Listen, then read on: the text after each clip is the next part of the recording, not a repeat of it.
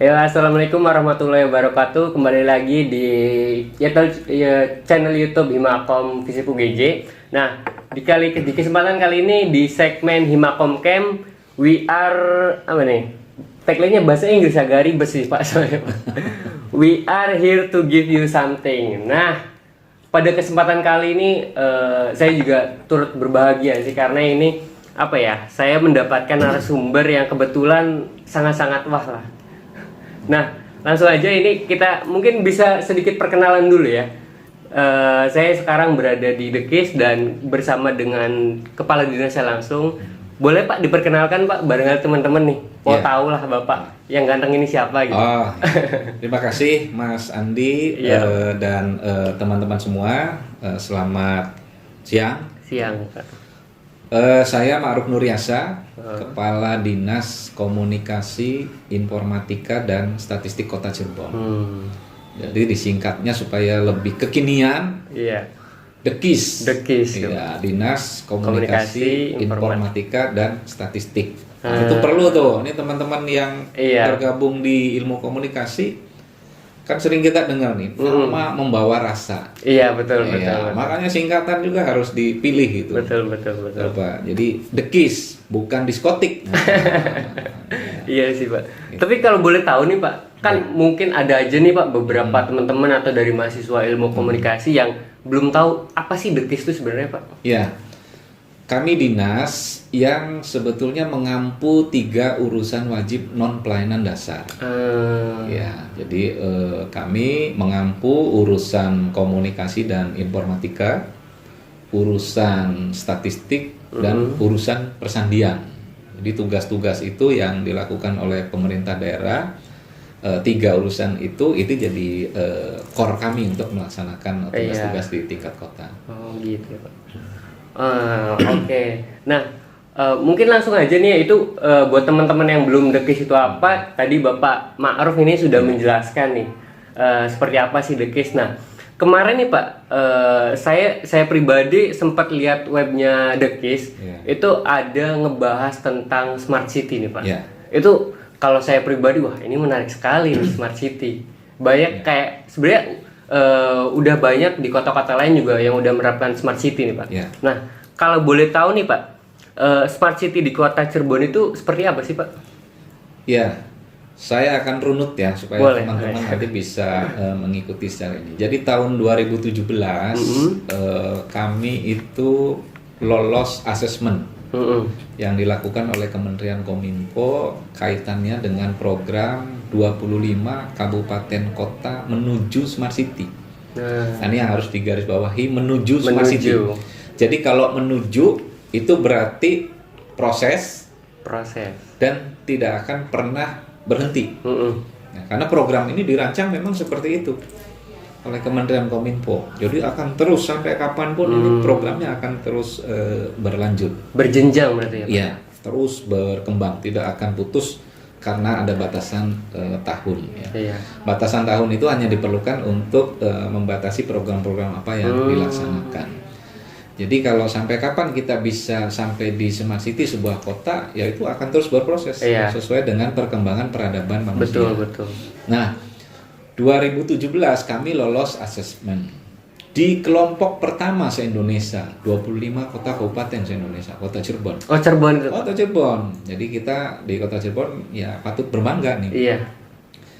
Di klaster pertama ini kita masuk ke kelompok kota-kota besar kalau menurut saya. Jadi kalau istilah kami mah kelas kakap. Ada Kota Bandung, ada Makassar, ada Semarang, ada Surabaya dan lain-lain. Tapi ini tidak mengecilkan semangat kita ya.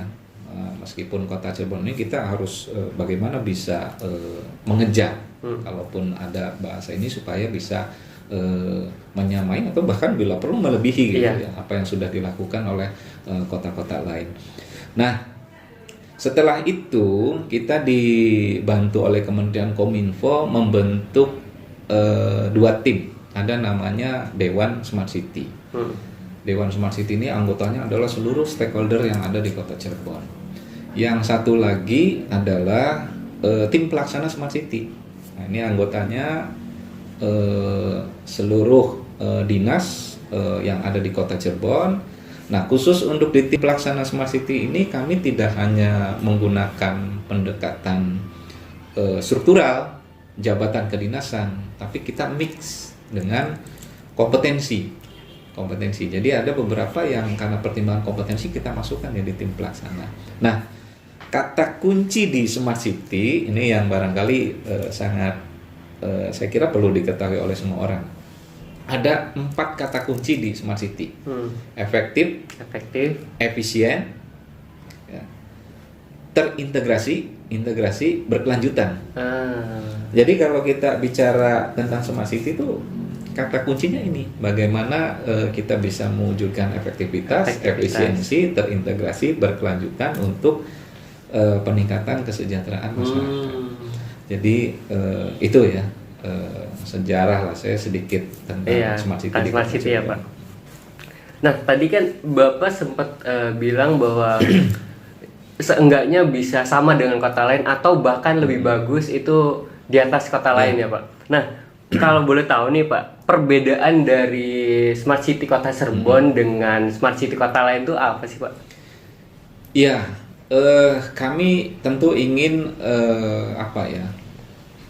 selalu tidak harus sama kan. Kita lihat ada beberapa perbedaan.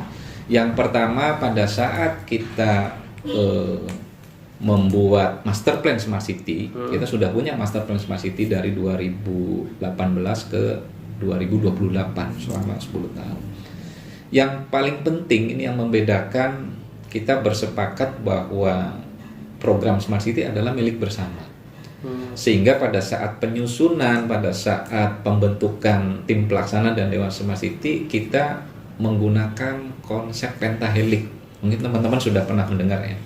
Jadi melibatkan 5 pilar utama, mulai dari unsur pendidikan, akademisi, terus ada bisnis, ya bisnis itu non pemerintah ya, perusahaan dan lain-lain. Yang berikutnya adalah komunitas, government, satu lagi adalah media massa. Jadi 5 komponen ini kita jadikan dalam satu pola kolaborasi untuk mendorong program Smart City di Kota Cirebon. Selain itu, yang membedakan lainnya adalah kearifan lokal. Iya, karena Kota Cirebon, siapa yang nggak kenal dengan kita punya sejarah, kita punya histori yang sangat membanggakan. Makanya kita menggunakan itu kearifan lokal. Banyak sekali program-program kita yang menggunakan nama-nama lokal. Ya, misalnya ada Cirebon Wadul Bae. Ya. Boleh jelaskan? Menarik Wadul Bae. Wadul Bae. Nah, ini kearifan lokal. Iya. Wadul Bae itu singkatan warga peduli bocah lan emboke. Jadi ini intinya program penapisan terhadap kekerasan ibu dan anak. Nanti para kader-kader yang ada di tingkat RT ini sudah punya sistem untuk melaporkan kalau ada kejadian seperti itu. Dan ini sudah tersistem. Nah, program Wadul Bae juga ini salah satu program yang tidak didominasi penggunaan IT. Karena 4 kata kunci tadi kan tidak ada kata IT kan. Di Smart City tidak harus menggunakan IT. Boleh saja ada program yang tidak berkaitan dengan IT. Tapi memang banyak sekali program-program yang memanfaatkan IT tersebut. Kenapa? Karena yang paling mudah mewujudkan 4 kata kunci tadi ya pasti teknologi. Iya, betul. Nah, Wadul Bae ini salah satu contoh. Terus ada lagi program Sedulur. Sistem elektronik terpadu layanan untuk rakyat. Jadi kearifan lokal ya. Wadul Bae tadi ya. Kalau wadul ini kan arti harfiah di bahasa Sunda kurang bagus ya kalau wadul. Tapi kalau di bahasa Cirebon, wadul itu sebetulnya artinya lapor. Jadi kalau Wadul Bae itu lapor aja. Jadi kalau ada kejadian kekerasan ibu dan anak, lapor aja. Iya, betul. Ini contoh yang membedakan. Menarik Pak ya. Mungkin bisa sambil ngopi dulu Pak, biar santai nih Pak. Silakan lah. Silakan.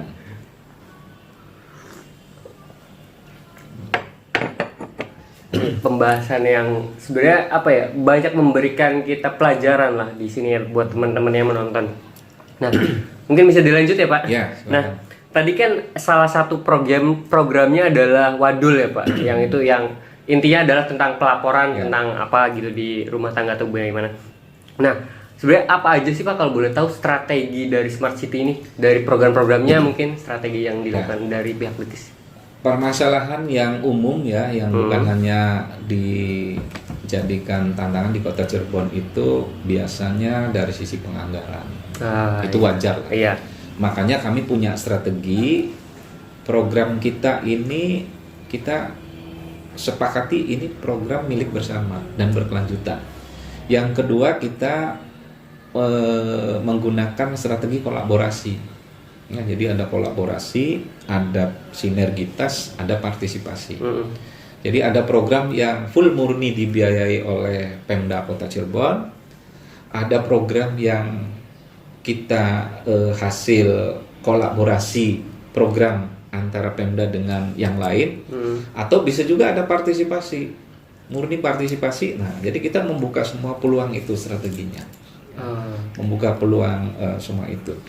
Yang berikutnya terkait dengan program-program ya, tadi program-program unggulan, ada beberapa program unggulan lah. Kalau program-program itu banyak, kita di program Smart City ada dibagi 6 elemen. Tapi yang menjadi unggulan dan menjadi primadona, saya bisa sampaikan yang sangat sekarang jadi primadona itu layanan kedaruratan 112. Ya. Apa itu Pak? Bahasa gampangnya 112 itu 911-nya Kota Cirebon. Kan sering kita lihat di TV kan? Iya. Ada kejadian kebakaran, ada kejadian ini. Kalau dulu lagi ada nelpon 911. Iya. Kita punya di Kota Cirebon. Namanya nomor tunggal panggilan darurat 112. Mirip persis. Jadi ada operatornya 24 jam. Yang datangnya keroyokan. Yang datangnya keroyokan. Jadi misalnya begini, ada kejadian kebakaran, ya. Nanti masyarakat ini cukup nelpon ke 112, ada kejadian kebakaran. Nanti yang datang ini bukan hanya ambulan. Jadi laporannya satu, nanti yang datangnya keroyokan nih. Karena sudah terintegrasi. Ambulan datang, selain damkar ya, kepolisian datang, terus Satpol PP datang, sampai ke petugas PLN datang. Iya. Karena itu bahaya tuh arus listrik. Iya. Nah, ini yang jadi program unggulan di kita. Alhamdulillah, karena kebutuhan pelayanan kedaruratan ini kebutuhan dasar masyarakat. Betul. Makanya teman-teman, ini program bagus ya di Kota Cirebon. Tolong ini juga bisa digetok tularkan informasi ini ke siapapun, termasuk teman-teman.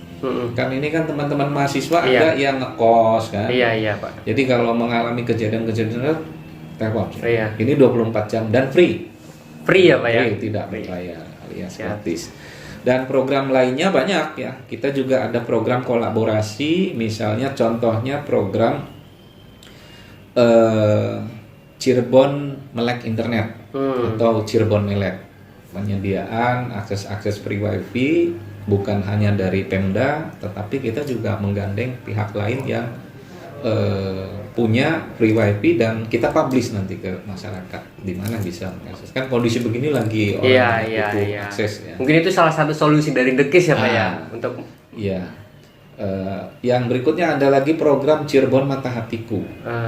Mata Hatiku ini mantau kota penuh bahagia dengan CCTV-ku. Iya. Jadi penyediaan akses CCTV sama ini juga bukan hanya dari Pemda, kita kolaborasi bisa dari non pemerintah maupun masyarakat. CCTV yang karya publik itu bisa diintegrasikan dengan kita. Iya. Ya, nanti jadi kita punya alat perekamnya, alat NVR-nya untuk bisa memonitor. Gunanya untuk kalau ada kejadian-kejadian ini bisa langsung ditindaklanjuti. Dan ada satu nih yang menurut saya nanti juga program bagus di kami yang nanti berhubungan dengan teman-teman mahasiswa. Kita sedang menginisiasi program namanya Cirebon Satu Data. Ya, Cirebon Satu Data. Ya, kita menyediakan satu portal data Dan ini memang punya tantangan tersendiri nih satu data, karena kita ingin ke depan itu setiap pengambilan kebijakan, setiap pengambilan keputusan itu by data. Ya, kita nggak boleh lagi nih mengawinkan data dengan perasaan. Betul. Ya. Betul Pak. Ya, misal nih begitu ditanya, Pak, ada data ini nggak? Perasaan sih ada. Iya. Nah, Pak punya data ini nggak? Perasaan sih pernah dibuat. Nah, nggak boleh seperti itu. Nah, ini lagi menginisiasi kita bagaimana meningkatkan awareness. Ini punya tantangan khusus nih, teman-teman di jajaran birokrasi dan teman-teman lainnya, bagaimana kita bisa menyediakan data yang valid dan terjamin keakuratannya. Ini masih terus berproses. Berarti ini sedang berjalan, Pak ya? Sedang berjalan. Itu beberapa program unggulan ya yang di Kota Cirebon kaitannya dengan Smart City. Oke. Tapi tadi ada yang menarik Pak dari saya pribadi yang Bapak sampaikan yang pertama program yang 991-nya Cirebon, 112. Iya, itu kalau menurut saya pribadi itu sangat menarik sekali Pak. Ibaratnya gini, di rumah saya misalkan amit-amitnya ini sih Pak. Di rumah saya kebakaran, kalau biasanya orang-orang tuh nelpon damkar ya pasti yang datang damkarnya aja gitu. Kalau ini berarti semuanya hampir yang dibutuhkan datang ya Pak. Ya. Wah. Jadi gini, saya sering menyampaikan kalau kita bicara konteks Smart City, kata kunci tadi balik lagi integrasi. Jadi kalau masih masing-masing ya belum Smart City, masih smart itu namanya. Ya. Jadi kalau mau itu sudah kolaborasi, sudah terintegrasi, nah baru kita bisa mengatakan bahwa ini sudah bisa masuk kategori Smart City. Wah. Luar biasa Pak, menarik sekali sih Pak. Berarti tadi nggak hanya kebakaran aja Pak ya, semuanya bisa ya Pak? Semua kedaulatan, butuh polisi. Ya. Nah sekarang malah berkembang nih khusus yang layanan 112. Kucing masuk sumur dilaporkan. Oh itu bisa Pak? Ya kita bantu lah, tetap meskipun bukan kedaulatan ya, tapi tim kita turun. Ular masuk rumah, sarang tawon, sekarang yang lagi ngetren ke sarang tawon. Ular itu sering sih Pak kalau di rumah saya Pak. Soalnya kan musim hujan kan pada keluar gitu. Dan petugas kita sudah dibekali bagaimana menangani itu. Ya. Malah sekarang berkembang bukan hanya layanan kedaulatan, kadang-kadang PJU mati dilaporkan. Terus pohon tumbang ya dengan situasi cuaca begini ini banyak tuh. Terus lampu apil tuh, lampu merah mati dilaporkan. Enggak apa-apa. Oh enggak apa-apa kayak gitu Pak ya. Kita terima. Berarti segala jenis aduan ya Pak? Iya, informasinya kita terima, nanti kita teruskan oleh petugas poltekker ke yang terkait. Siap. Nah, lanjut nih Pak ya. Tadi kan Bapak udah menyampaikan atau memaparkan beberapa program unggulan dari Smart City nih Pak. Nah, pasti dong Pak, dari setiap program tersebut apa ya, ibaratin ada tantangannya tersendiri. Iya nggak sih Pak? Apalagi dengan ya masyarakat atau dengan teknologi yang semakin berkembang itu kan pasti memiliki tantangan yang semakin tinggi juga. Nah kalau boleh tahu nih Pak, apa aja sih tantangan dari program Smart City tersebut? Paling tidak ada dua hal ya yang menjadi tantangan kita. Kita ingin, karena dari awal kita bersepakat adalah bahwa program Smart City ini program bersama. Jadi bagaimana sebuah program-program yang ada di Smart City ya menjadi kita komitmen semua, ini program milik bersama, siapapun harus mendukung, harus support. Jadi nggak boleh lagi masing-masing berjalan. Nah, itu tantangan yang lagi kita bangun. Ya kita bisa contohkan tadi ya yang 112 bagaimana mengintegrasikan berbagai layanan yang sudah ada dijadikan satu, dan ini salah satu, dan alhamdulillah sudah ada contoh lah yang bisa kita terapkan. Jadi bagaimana sebuah program ini menjadi milik bersama. Nah, kita semua berkomitmen itu. Yang berikutnya tantangan yang kedua, kita ingin di program-program Smart City menjadi solusi untuk peningkatan pelayanan dan kesejahteraan masyarakat. Semua program. Ya, semua program kita dorong, kita arahkan untuk ini jadi satu tantangan tersendiri. Jangan sampai begini, program yang kita susun itu kan ada program yang dibutuhkan tapi tidak diinginkan. Ada yang diinginkan tapi bukan itu yang dibutuhkan. Nah, kami ingin itu tidak terjadi. Ini juga tantangan bagi kita. Bagaimana sebuah program ini yang benar-benar itu dibutuhkan oleh masyarakat. dibutuhkan dan diinginkan ya Pak. Iya, ingin saja nggak cukup. Iya. Harus yang dibutuhkan. Iya. Ya. Jadi supaya tepat sasarannya. Berarti tadi salah satu tantangan yang terbesarnya adalah apa ya? Kalau bisa saya bilang ada mengorganisasinya kayak Pak, mengorganisirnya ya Pak. Ya, mengintegrasikan semua supaya jadi program bersama. Iya, karena kan ibaratin ini bukan hanya satu kepala, beberapa kepala ya Pak. Iya. Jadi bagaimana kita membangun ekosistem?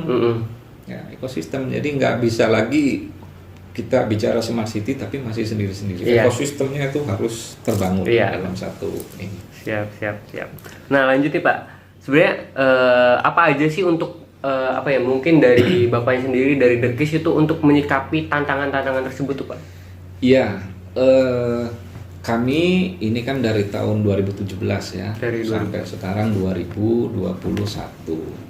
Tahun kemarin kami juga ingin apa sih yang sudah kita lakukan ini apakah sudah sesuai dengan apa yang dibutuhkan belum? Makanya tahun kemarin kami mengajukan menjadi lokus penelitian evaluasi smart city ke Kominfo. Alhamdulillah itu terwujud. Tahun kemarin kita jadi lokus penelitian yang dilakukan oleh BPSDMP Kominfo. Dan betul, kami akan sampaikan apa adanya. Hasil penelitian ini masih ada yang perlu kita harus tingkatkan. Iya. Ya, tingkat pemanfaatan, tingkat pengetahuan masyarakat tentang program Smart City itu masih ada di range antara 40 sampai 60. Nah, menurut kami ini perlu harus ditingkatkan. Ya.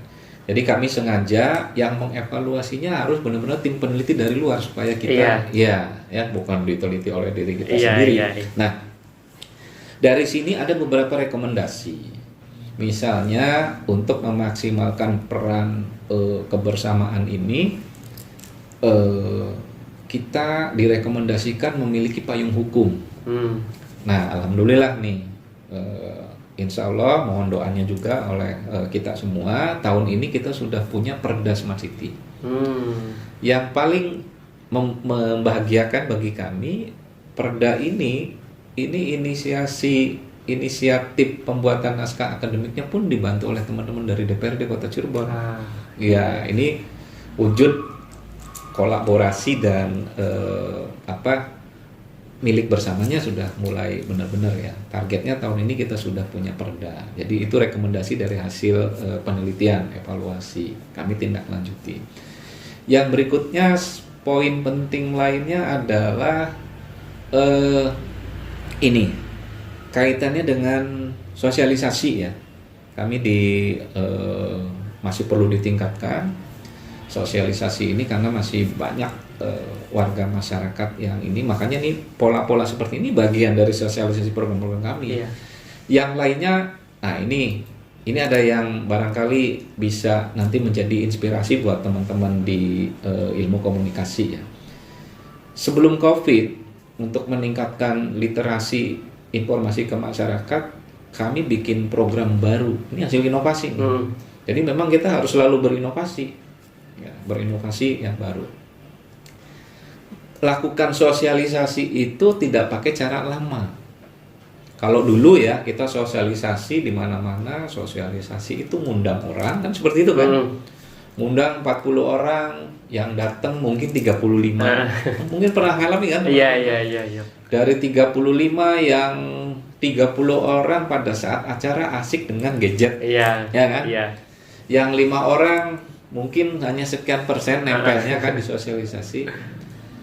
Nah, kami ubah itu. Kami ubah. Sekarang kan masyarakat cenderung nggak mau dipisahkan sama gadget kan? Betul. Makanya bagaimana caranya sosialisasi kita justru jangan melarang orang untuk jauh dari gadget. Iya. Kami punya program namanya itu kuis kudu pinter. Kuis kudu pinter. Iya. Kuis daring untuk pribadi terbaik. Jadi kita kasih singkatan.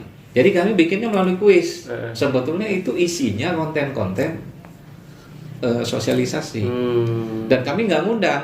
Iya. Kita hanya nyiapkan cenderamata, kita nyiapkan ini, kami datangin ke apakah ke komunitas, ke acara-acara di masyarakat, ada arisan ibu-ibu di RT, ada acara komunitas, kita datangi. Kami mau bikin kuis dong, gitu kan? Iya. Pakainya Kahoot gitu. Mungkin teman-teman sudah ada yang pernah ya. Jadi kita bikin 10 pertanyaan, justru didorong siapapun untuk ini, dan ini lebih mengena. Ini terapan ilmu komunikasi ini. Materi 10 pertanyaan itu isinya program-program kita. Misal kalau Anda, ini salah satu contoh pertanyaan ya, ini ilmu komunikasi terapan nih. Iya. Kalau Anda mengalami kejadian darurat, nomor berapa yang Anda hubungi? Nanti di situ ada 4 pilihan. A, nomor mantan, nah, gitu kan. B, nomor sepatu, gitu kan. C, nomor rumah. D, nomor 112. Iya. Nah, kenapa tidak kita sarukan? Nah, ini ilmu komunikasi terapan. Kan kadang-kadang kita bikin soal tuh nomor berapa, nanti ada 112, 212, kan suka begitu kan? Nah, kalau menurut saya ini kurang efektif untuk bagaimana berkomunikasi. Jadi biarkan orang itu yang tidak tahu pun sudah bisa langsung secara logik dan akan ingat. Ini metode komunikasi nih. Jadi kalau kita bikin soalnya yang jangan disarukan, justru dibikin yang simple dan orang tidak tahu pun bisa menjawab, itu akan ingat. Pasti dia ingat langsung jawabnya kan 112 nih. Dan sampai kapanpun nanti kalau ada pertanyaan begitu, nomor berapa yang dihubungi, karena dia ingat tuh ada pilihan nomor mantan. Nah, dari nomor mantan itu nanti dia pasti ke 112. Ini nggak mungkin, kan? Ini nggak mungkin ya Pak. Ini terapan ilmu komunikasi nih. Masuk. Ya, jadi kalau kita bikin pola soal, yang pertama inovasinya jangan jauhkan orang dari gadget. Itu ilmu juga. Yang kedua, pertanyaannya menggunakan ini, jadi jangan disarukan. Justru disarukan membingungkan orang, nanti suruh nginget lagi, karena ada olah pikir manusia itu kan begitu kan. Jadi cari. Nah, jadi ini contoh pertanyaan ilmu komunikasi terapan. Jadi itu yang kita lakukan. Oke, ya apa ya, ibaratnya dengan situasi yang sekarang ya Pak, pandemi gitu, semua pada di rumah aja, apalagi kita mahasiswa dituntut untuk kuliah daring, mungkin itu jadi salah satu strategi dari pihak Bekis ya Pak, untuk oke. Wah itu apa ya, ibaratnya sangat-sangat berpengaruh mungkin Pak kepada masyarakat ya Pak. Nah mungkin Pak untuk terakhir nih Pak, kayaknya udah berapa ini durasinya, udah lama sekali nih Pak. Nggak kerasa kalau ngobrol-ngobrol kayak gini tuh Pak.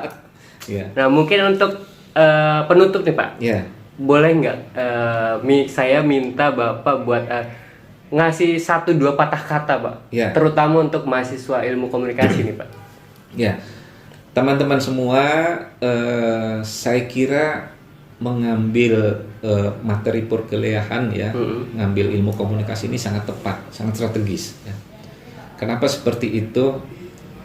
Ilmu komunikasi ini menurut saya menurut saya ini ilmu yang paling tua menurut saya, dan paling universal. Semua makhluk itu pasti berkomunikasi. Hewan dengan sejenisnya, burung dengan burung, semut dengan semut, apalagi manusia. Iya kan? Jadi sangat strategis ini. Ini dasar segala ilmu kalau menurut saya. Pak. Yang kedua, ilmu yang bahkan sebelum kita lahir pun kita sudah diajarin komunikasi. Kita masih di kandungan, ibu kita itu kan suka ini ya, suka berkomunikasi gitu kan. Semoga jadi anak ya, ini bagian dari komunikasi. Jadi luar biasa sangat strategisnya. Jadi ini sudah tepat teman-teman fokus ke ilmu komunikasi. Tinggal bagaimana ke depan.